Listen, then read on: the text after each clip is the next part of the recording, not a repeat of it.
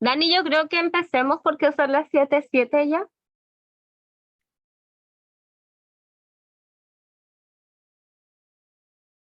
Vamos a empezar entonces. Muy buenas tardes a todos los presentes, a Sara, Cecilia y la familia Díaz Pérez que están presentes. En nombre de Homeschooling Online vamos a realizar el taller de hoy, que son estrategias de manejo conductual aplicables al hogar. Es decir, que nos van a servir para poder ayudar a nuestros niños y jóvenes a adquirir nuevas conductas y también eliminar aquellas conductas o disminuirlas, al menos aquellas que causan perturbación. Eh, la verdad es que el manejo de conductas es algo que es un proceso que es difícil, que es como la punta del iceberg de lo que viene antes, que son las emociones y los pensamientos, que son procesos más internos. La conducta, lo visible, es como lo último y lo más difícil de modificar. Así que son procesos largos, pero que pueden rendir su fruto con mucho esfuerzo y paciencia. Entonces, vamos a ver el temario. Y aquí nos muestra cuáles son los temas que vamos a ver. Primero, fases de la modificación de conductas, es decir, cómo podemos estructurar el tema del cambio conductual. También las estrategias que podemos utilizar para incrementar conductas deseadas, estrategias para disminuir o eliminar conductas no deseadas y algunos alcances finales. Primero, ¿qué podemos hacer para poder comenzar a armar un plan de modificación de conductas? Lo que tenemos que hacer es primero identificar la conducta objetivo, es decir, qué es lo que queremos lograr cambiar. Por ejemplo, si queremos que nuestros niños o jóvenes dejen de ver tanta televisión o usar tanto los aparatos electrónicos, esa sería la conducta objetivo, pero hay que acotarla lo máximo posible. Por ejemplo, decir, queremos que nuestros niños jóvenes logren ver un máximo de 1 o 2 horas de televisión al día. Esa sería como la conducta objetivo, pero bien específica. Ahí tenemos que recoger datos después, datos del contexto que rodea esta conducta. Por ejemplo, este niño, este joven ve más televisión cuando está más aburrido, cuando tiene ciertos tiempos libres, tiempos muertos, y ahí es donde se envicia viendo los aparatos electrónicos de la televisión. Ahí tenemos que recoger todos los datos ambientales, emocionales que tengan que ver con la conducta específica. Después vamos a seleccionar los refuerzos que vamos a utilizar en esa situación.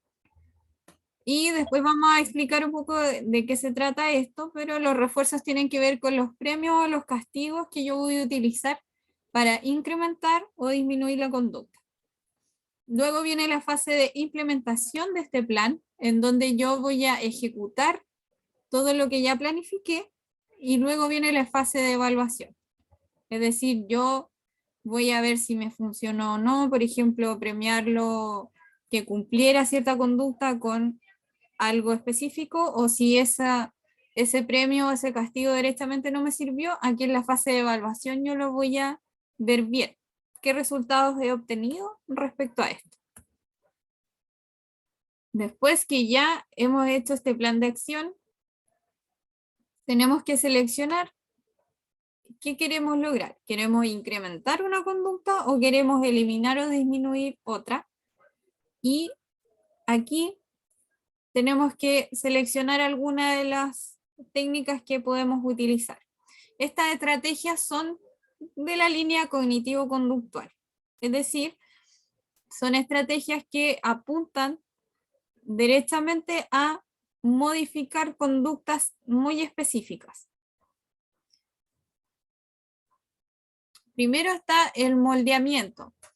Esta técnica se utiliza para reforzar y lograr conductas, pero de forma sucesiva, es decir, paso a paso.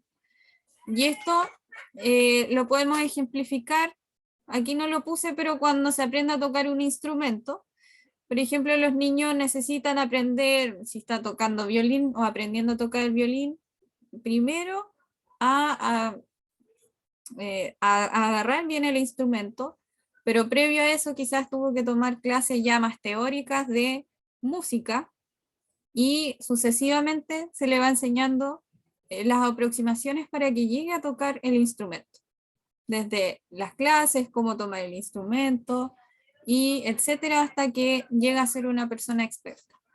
Aquí es lo mismo, y aquí yo puse dos ejemplos que son cotidianos, que son motivos de consulta muy frecuentes con niños y adolescentes.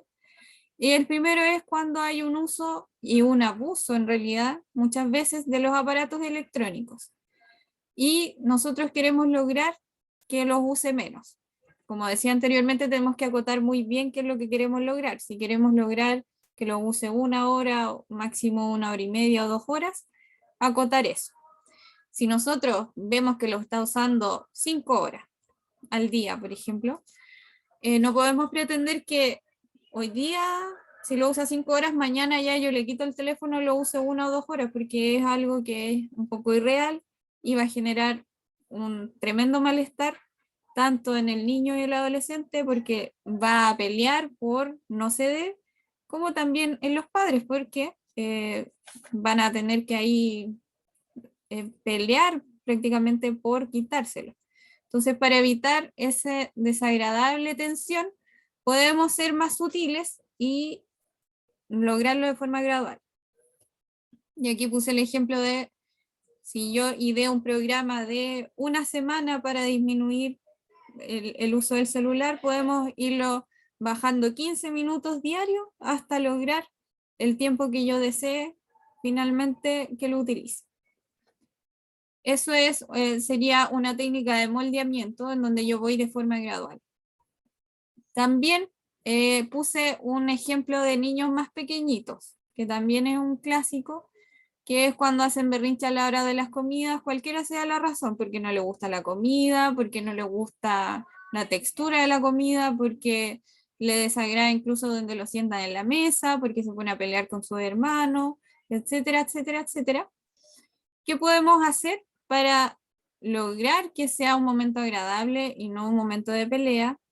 Podemos preparar gradualmente el ambiente en donde nosotros vamos a llegar a hacerlo como algo agradable. Por ejemplo, podemos partir haciéndolo participar en la cocina, cocinando también algo que sea agradable a su vista. Si bien van a haber comidas que no le van a agradar mucho, pero al menos servirlas de una forma amena. Quizás si no le gustan las ensaladas, ponerle, no sé, pues el huevito partido y ponerle una forma en particular para que le agrade lo que está viendo visualmente, o servirlo en algún platito que a él le agrade o algún servicio que le agrade. Y ahí jugando con el ingenio y también hacer que ponga la mesa, por ejemplo, y sucesivamente llegar finalmente a la conducta que sea una instancia agradable en la hora de los alimentos. Entonces, el moldeamiento, para que no se nos confundan los dos conceptos, el moldeamiento tiene que ver con conductas sucesivas que se aproximan a la conducta final, y el modelado, por otro lado, es observación de conductas vistas en un modelo. ¿Ya? Se podrían confundir los conceptos porque suenan muy parecidos, pero no es igual. El modelado es cuando nosotros queremos fomentar una conducta o eliminar una conducta, pero tenemos un modelo a seguir. En este caso, los mayores modelos a seguir para los niños y adolescentes son sus tutores o sus padres, y vamos a nosotros procurar ser un modelo para ellos en lo que queremos que hagan y en lo que no hagan. Si yo quiero lograr, por ejemplo, que mi hijo no vea tanto el celular, yo no puedo estar todo el día pegado al aparato electrónico, porque lo más probable es que él esté observándome todo el tiempo y va a imitar esa conducta. Y a su vez, como los niños son el día de hoy muy despiertos, puede que incluso le saquen en cara, pero ¿cómo usted, papá o mamá, está viendo todo el día el teléfono y me pide a mí que yo no lo haga. Entonces, partiendo por eso, el modelo que siguen ellos va a ser lo que ven en su hogar, en sus cercanos. Entonces, aquí puse dos ejemplos. Primero, que también es un motivo muy común de consulta, temas emocionales. Por ejemplo, la tolerancia a la frustración. Si los niños vieran en su casa todos los días que es su familia, ya sea sus hermanitos o sus padres, que son sus principales figuras, tienen poca tolerancia a la frustración, lo más probable es que ellos también tengan poca tolerancia a la frustración. Entonces, si queremos modificar las conductas emocionales, tenemos que partir por revisar también qué modelos están viendo ellos de manera frecuente. ¿Mm? Y esto también aplica no solo a sus figuras significativas, sino que también a las formas de entretenimiento. El modelado de aprendizaje vicario es por la vista, por la música que escuchan, por las películas que ven y además por las personas significativas. Y las conductas de modelado también aplican cuando se aprende hábitos. Ya también, aparte del uso de aparato electrónico, hay otros hábitos que nosotros sabemos que ellos los aprenden visualmente. Por ejemplo, hábitos de higiene, hábitos de alimentación, etc. Incluso hábitos deportivos, o si queremos fomentar que practiquen algún deporte, partir nosotros también animándolos a que lo hagan por medio de nuestro ejemplo.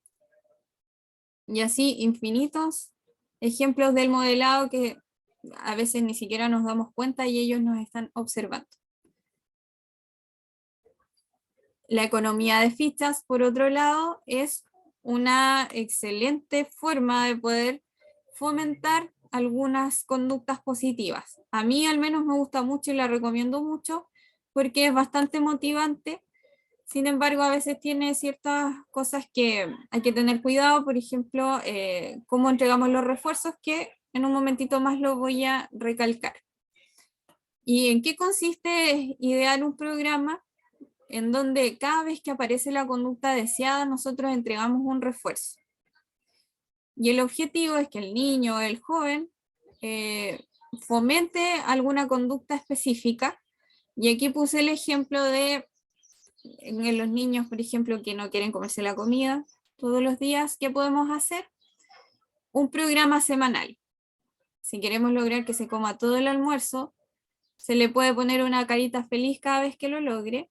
Podemos hacer en una hojita como un gráfico, como el que está aquí, una esquemita, donde ponemos los días de la semana, hacerlo bonito, ¿cierto? Y pegarlo en un lugar visible, en la pieza, en el refrigerador de la cocina, en donde vamos a ponerle la carita cada vez que logre la conducta deseada.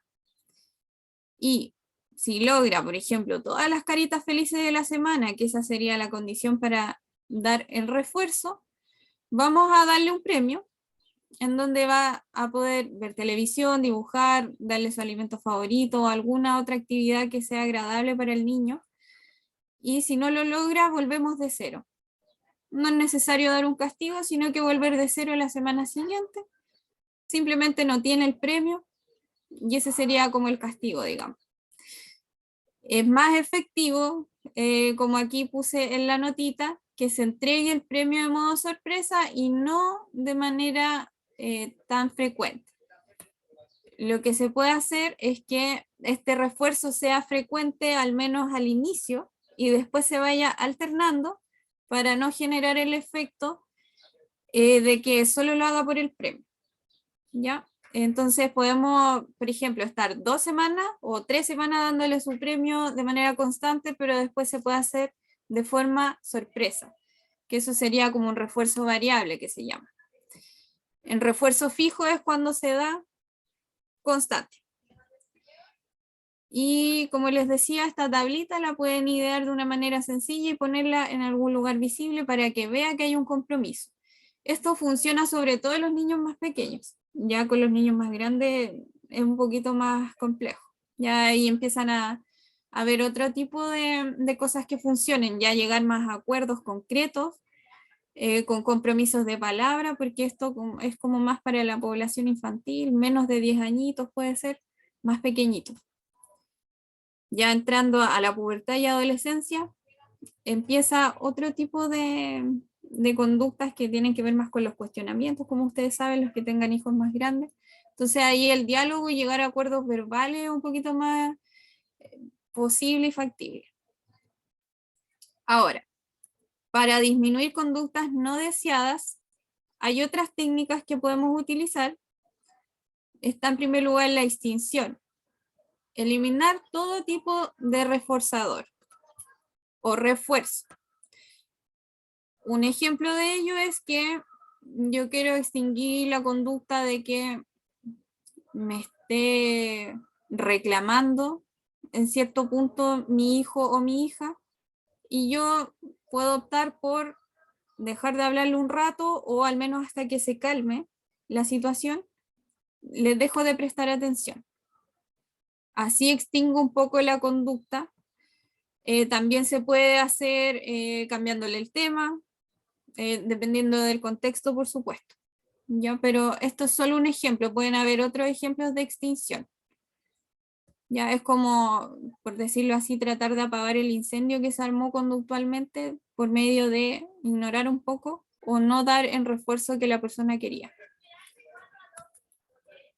El tiempo fuera también es una técnica muy buena, sobre todo en niños pequeñitos. Niños más pequeñitos, quizás menos de 10 años, también puede resultar muy buena técnica en donde se usa el poder sacar al niño o niña de la situación en donde se esté realizando la conducta disruptiva. Y lo aconsejable es 1 minuto por edad, para que no sea tan extensivo, para que no sea tan tedioso, o si no va a perder el objetivo de sacar la atención de lo que se estaba haciendo. ¿Por qué? Porque, por ejemplo, si yo tengo un niño pequeño de 5 añitos y lo llevo a la pieza media hora, lo más probable es que va a perder el objetivo que yo quería lograr, porque el niño se va a poner a jugar, ya se le va a pasar y no va a lograr el objetivo que yo quería, que era sacarlo del foco de atención y que se calmara, pero a la vez que lograra el objetivo de que viera que la conducta que estaba realizando estaba fuera de lugar. Entonces, por eso tiene que ser un tiempo breve. Aquí puse el ejemplo de si un niño tiene 8 años y le pega a su hermano. Le digo por 8 minutos, más o menos cronometrado, eso es lo que aconsejamos los psicólogos. Lo sacamos del lugar y le decimos que va a estar allí sin hacer nada, no sé, mirando la pared o algo así. Y después lo traemos de vuelta al lugar y antes de llevarlo, le explicamos qué conducta estuvo fuera de lugar y después también. Y fijarse también que al lugar donde lo llevemos no haya algún tipo de distractor, porque capaz que lo llevemos, se ponga a jugar, a escuchar música y no tenga ningún sentido el castigo. O también se puede utilizar una silla sencillamente y yo siento al niño o niña en esa silla y le digo, te estás quieto el tiempo que tenga que ver con la edad, 1 minuto por año. Si tiene 8 años, 8 minutos, si tiene 5 años, 5 minutos. Con la condición en que se quede tranquilo, que se calme y después podemos hacer el ejercicio reflexivo de decirle que estuvo mal su conducta, de que eso no estaba bien lo que estaba haciendo. Variantes, como decía, que se siente en una silla o en un rincón apartado, en caso de que se lo permita su condición física actual. Si existen amenazas del niño para no realizar lo que se le está ordenando, repetirlo de manera firme y no violenta, no que decirle te vas a quedar aquí y listo, sin ninguna explicación. Si está reclamando mucho. Si hay otras amenazas como orinarse, vomitar o desmayarse, evaluar si realmente es así, conociendo el caso del niño de cómo sea, si es un niño con tendencia a manipular, claramente no hacerle caso, ver si realmente es así. Los padres conocen bastante bien a sus hijos. Y dependiendo del caso, si es un niño que tiende a la autoagresión o a las autolesiones, no asegurarse que no haya algún objeto en donde se pueda hacer daño, que no haya alguna pared cerca si tiene tendencia a pegarse, por ejemplo, sino que asegurarse de que sea algo seguro. Total, no es un tiempo tan extenso si es un niño pequeño o una niña pequeña. El castigo tiene que ver con dos tipos. Primero está el castigo negativo, que tiene que ver con quitar un refuerzo que le resulta agradable a la persona. Por ejemplo, te voy a quitar el celular por un día. Ese sería un castigo negativo. Y el castigo positivo tiene que ver con hacer algo que no le agrada al niño o niña. Vas a tener que lavar los platos del almuerzo, por ejemplo, por haber roto el juguete de tu hermano. O compensarlo monetariamente, o hacer trabajo comunitario, como se dice, ir a limpiar el patio, algo así. Ese es el castigo positivo, cuando yo entrego. Cuando yo quito algo que le agrada a la persona, es el castigo negativo. Puede haber alguna Dani, confusión en estos conceptos, pero hay que aclararlo. Diga. ¿te puedo interrumpir en algo? ¿Sí? Que igual hay que aclarar que los castigos, ya sean negativos o positivos, no deben ser por un tiempo tan prolongado, porque después pierde el objeto para lo que era. Porque si, por ejemplo, yo le quito el celular al niño y se le quito un mes, ya perdió el interés, o sea, el niño ya se olvidó del celular. Entonces ya no tiene objeto ese castigo que se está aplicando y la acción que yo quería que el niño deje de hacer o que el niño recapacite en lo que había hecho pierde el sentido. Por lo tanto, los castigos no pueden ser muy extensos, tienen que ser igual castigos que sean breves y acordes también a las edades de los niños. Esa era Ujú. mi interrupción. Sí, totalmente de acuerdo con lo que dice Romina. Como decía anteriormente, respecto al tiempo fuera, ¿cierto? Como decía, si el niño yo lo mando con un tiempo fuera muy extenso también, aplica como a todos los tipos de castigo, se le va a olvidar, se va a distraer, va a encontrar algo más que hacer y ya va a perder totalmente el sentido, como decía Romy, a lo que llevamos al niño. ¿Mm? Lo bueno de que ellos tienen un foco de atención más breve es que también eso lo podemos utilizar a nuestro favor. ¿En qué sentido? En que es muy factible que, dependiendo también de factores emocionales, se le va a pasar luego.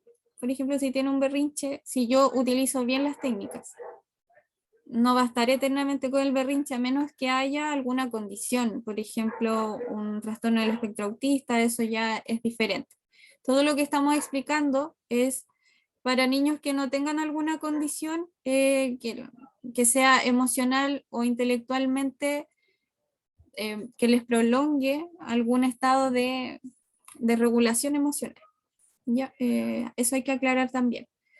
Cuando hay alguna necesidad distinta, ahí habría que utilizar ya algunas otras técnicas que son más específicas o estas mismas, pero adaptarlas. Respecto a otro tipo de técnica para eliminar o disminuir conductas que sean negativas, está en reforzamiento de conductas incompatibles.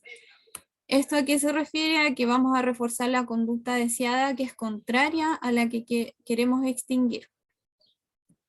Un ejemplo que yo puse es si un niño hace berrinche constantemente, pero hay un día en que estuvo tranquilito al salir, por ejemplo, yo lo voy a premiar de manera inmediata, ojalá, para reforzar esa conducta positiva que tuvo.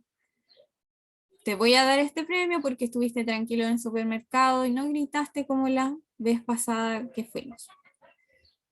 Es muy importante no dar refuerzos porque sí, no reforzar solo porque el niño deje de llorar o hacer berrinche, que es un error muy común. Por ejemplo, un niño que está llorando desconsoladamente por X tema y que los padres le digan, pero te voy a comprar un dulce, te voy a comprar un regalito y se les pasa, claro, pero el niño que está aprendiendo, le estoy dando el mensaje implícitamente de que puede llorar o hacer berrinche y va a conseguir cosas, va a conseguir premios. Pasa bastante. Y aquí lo pongo más en detalle. No darle un dulce porque lo pida llorando, en caso de un niño pequeñito, ya que la próxima vez va a pedirlo de la misma forma. Ahora, si está en medio de una pataleta, no ofrecerle un premio para que deje de hacerla. Más bien es conveniente en esos casos usar técnicas distractivas. Por ejemplo, decirle, mira, viene un perrito, mira el autito que va por allá, sacarlo del foco atencional va a ser muy útil. No añadir contenido emocional, ojalá, a la situación. Si yo estoy notando que estoy muy alterado o alterada, que obviamente pasa, tratar de, al menos en el minuto, hasta que se calme la situación, controlar eso, recordando que el adulto soy yo y que yo tengo que mantener el control de la situación. Y si ya están muy caldeados los ánimos, el tiempo fuera es súper útil. Ya decirle, te vas un rato a la pieza y te quedas ahí por tanto rato. O ojalá en un lugar sin mucho estímulo. Por otro lado, tenemos la desensibilización, que es cuando nosotros queremos eliminar una conducta indeseada que la vamos a aproximar paso a paso hasta lograr nuestro objetivo. Esto es distinto de la técnica anterior, porque la otra era para aumentar aumentar conductas deseadas, y esta es para eliminar conductas que son indeseadas. ¿Ya? Y esta lo utilizamos, por ejemplo, en las fobias, cuando queremos eliminar una conducta de nerviosismo ante la situación. Los psicólogos, ¿qué hacemos? Hacemos un paso a paso y aproximamos a la persona hasta lo que más teme de manera gradual. Esto se puede utilizar, pero bajo una supervisión. Acá estamos solamente entregando la información, pero en el caso de esta técnica en particular, requiere un poquito más de supervisión. Ya, por ejemplo, si hay un niño con fobia social, con fobia a un animal, lo más aconsejable es que puedan pedir ayuda psicológica para poder realizarlo. ¿Por qué? Porque hay algunas otras variables que pueden estar influyendo como factores biológicos, que haya, por ejemplo, una fobia muy fuerte. Yo no puedo utilizar, por ejemplo, esta técnica si el niño no está con controles médicos, y ver si necesita algún tipo de medicación como apoyo. Y en general, con todas las técnicas, hay que a veces pedir ayuda para poder implementarlas. Pero esta en particular es un poquito más compleja, ¿ya? Así que con esta sí hay que tener un poco más de cuidado, en caso de que haya alguna fobia más grave. ¿Mm? Acá hacer algunos alcances importantes. Por ejemplo, cambiar una conducta requiere tiempo, paciencia y esfuerzo. No es algo que sea un proceso muy fácil. Eso hay que tenerlo muy claro. Los cambios conductuales, como decía, son como la punta del iceberg de cosas que venían antes. Por ejemplo, pensamientos y emociones que están por ahí escondidas y necesitamos evaluar también al momento de hacer un cambio conductual. Un ejemplo clásico es que puede ser que aplique a algún niño y joven, el tema de la disminución de peso. ¿Por qué cuesta tanto? Porque hay variables muy arraigadas que pueden estar influyendo que la persona se le dificulte perder peso. Por ejemplo, variables emocionales, biológicas, ambientales, que puedan estar haciendo que una persona coma de más o incluso de menos. Entonces, el tema conductual es algo bastante complejo. Los refuerzos o los premios se deben adaptar a cada gusto y necesidad del niño. Todo lo anterior son ejemplos sumamente generales. Tenemos que también ser lo más específicos posible en las conductas que deseemos aumentar o las que deseemos eliminar. Tenemos que nombrarlas, ojalá especificarlas antes de dar el refuerzo o del castigo, y también después. Evaluar también antes de aplicar cierta técnica qué nivel de angustia o qué nivel emocional está teniendo el niño. Por ejemplo, ¿por qué está haciendo un berrinche? ¿Será que de verdad ¿Es solo un berrinche, un capricho? ¿O será que le duele algo, que le dolerá la guatita y no lo sabe expresar? En el caso de los niños muy pequeñitos, evaluar todos esos factores biológicos y emocionales va a ser de utilidad. Y concluyendo, mientras más atención se le da a una conducta, más se va a reforzar. Para bien o para mal. Muy bien. Esta ha sido la exposición de los puntos de nuestro taller.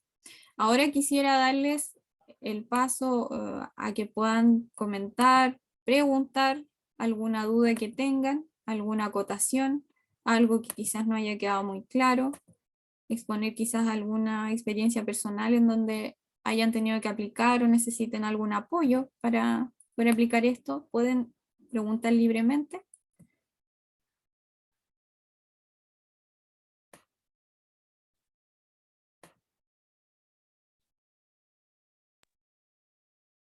Pueden levantar su mano virtual o abrir su micrófono si quieren hacer preguntas.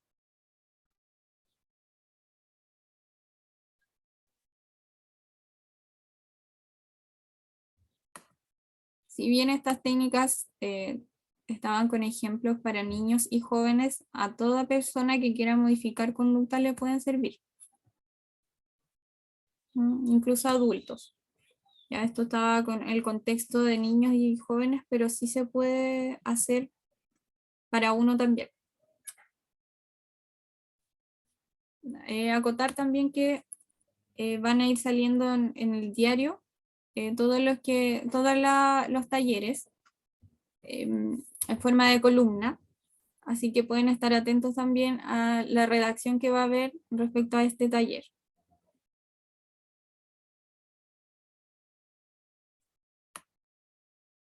Y también se va a subir al canal de YouTube del colegio, por si lo quieren volver a ver.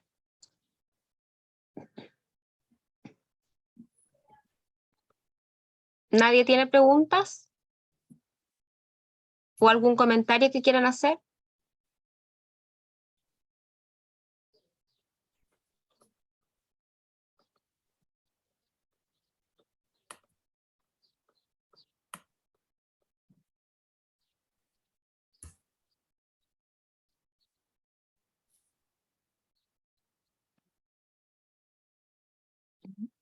Parece que no.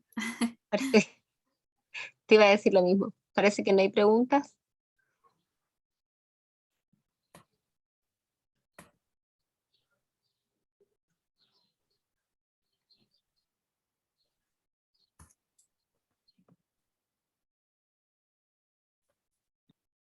Si no tienen preguntas, les damos las gracias por haber asistido al taller,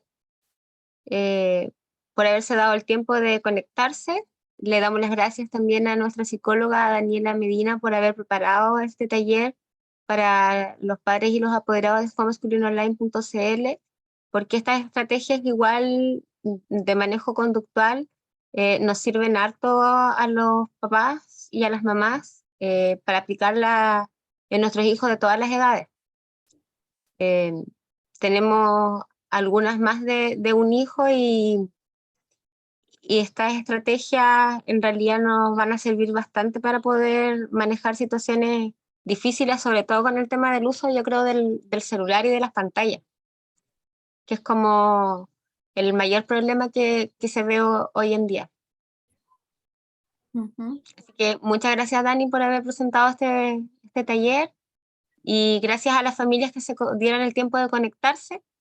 Si nadie tiene preguntas, vamos a dar por finalizado el taller, y una vez más les agradecemos su presencia en este taller. Muchas gracias por asistir y nos estamos viendo en próximos talleres que se van a ir programando. Que tengan un buen fin de semana. Buenas noches. Buenas noches a todos. Buenas noches, gracias.